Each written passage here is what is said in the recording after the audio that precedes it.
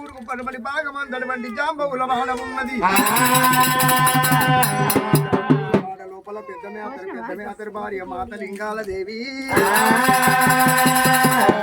వాళ్ళలో ఇళ్ళకు వచ్చింది అమ్మ ఓరి ఎల్లమ్మ.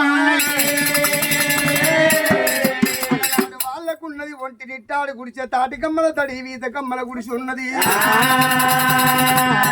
అటువంటి ఎల్లమ్మ వాళ్ళ దగ్గరకు వచ్చింది రేణుకమ్మ. రండి అన్నాల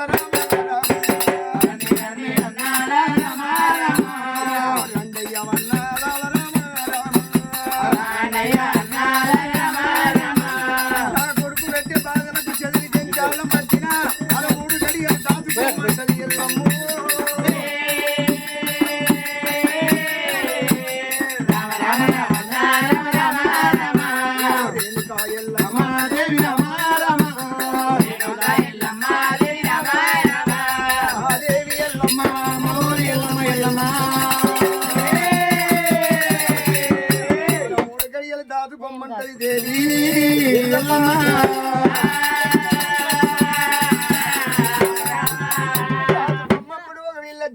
జాంబవుడు భార్య మాత లింగాల దేవి ఏమంటా ఉన్నారు.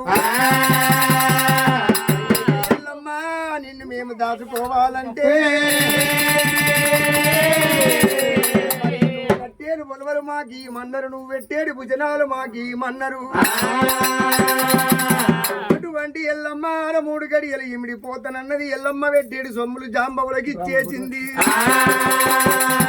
ఎల్లమ్మ కట్టేడు ఒలవలు మాత లింగాల దేవికి ఇచ్చింది ఎల్లమ్మ. మరి 3 గడియలు దాచుకోమంటుంది అమ్మ ఓరి ఎల్లమ్మ. ఎల్లమ్మ నిన్ను దాచుకోవాలంటే ఊరు పడమడి బాగా మందు సోలు చింతలు చాలు రాగులు బొక్కల పోగాటం కాకల గల్లాటం ఉన్నది. అక్కడ ఎండి 7 లందగోళాలున్నాయి ఎల్లమ్మ. కూడా తోళ్ళు ఆరే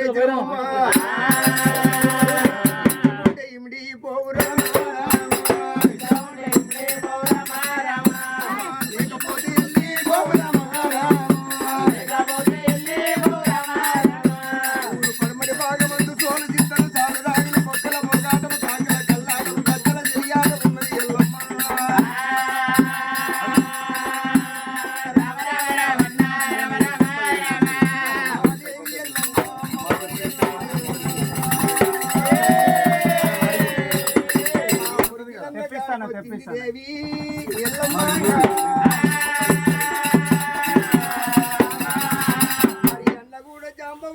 తోళ్ళు పచ్చి తోళ్ళు తంగడి గడ్డతో మురుగ పెట్టిరు. కడగప్పు వాసన వస్తున్నది.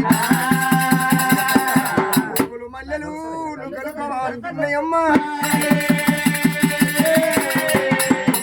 ఎల్లమ్మ మురికిలందరి కళ్ళ చూసింది. నలలోకానికి ఏమో లందయి కొట్టాలే. పెట్టినప్పుడు నాకు బంగారు సీమాతమై పుట్టాలి దేవుడా. ఎల్లమ్మదేవి ఎల్లమ్మ ఆనాడు ఒక వీళ్ళ మాతం అమ్మ ఓరి ఎల్లమ్మ ఈనాడు కుడి ప్రాంతం పెట్టినప్పుడైనా కొమ్మల పుట్టై పుడుతుంది దేవుడా. ఇమిడిపోతుంది తల్లి ఎల్లమ్మ.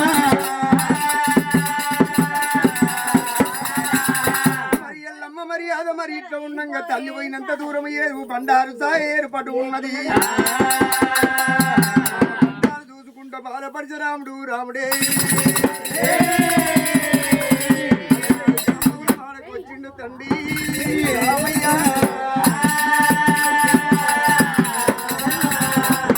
దంచుడు ముగ్గులు కొట్టిండు, పౌడాలు దంచుడు, పటాలు కొట్టిండు, సాంబారేవు పొగలు లేపిండు పరమాత్ముడు రామయ్య. తల్లపు రైకలు ఒడంతు చిరుడు ఒడిబాల బియ్యం తెచ్చి ఓడి బియ్యం పోచి వంగి ప్రాలం పట్టిండు మల్లయ్య. రాముడు ఒక వీళ్ళమ్మ ఓరి ఎల్లమ్మను రమ్మని పిలుచుతున్నాడైనా కళ్యాణమ్మ దేవుడ